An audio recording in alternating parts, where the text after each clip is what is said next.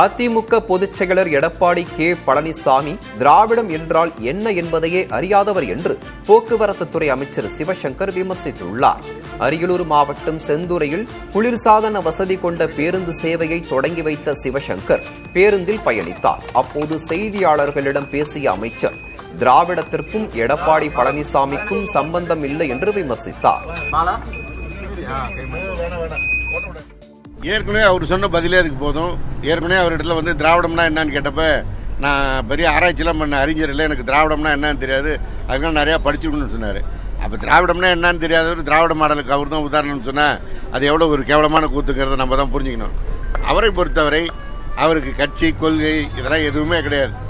அதெல்லாம் கடந்த காலங்களோடு முடிந்து விட்டது. இப்போ அவர் அதிமுகவை ஒரு கம்பெனி போல நினைக்கிறார்.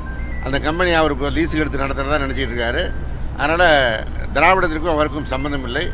அவர் அதிமுக பேர் அமித்ஷா திமுகன்னு மாற்றிக்கிற நிலைமைக்கு போயிட்டு இருக்கிறார்.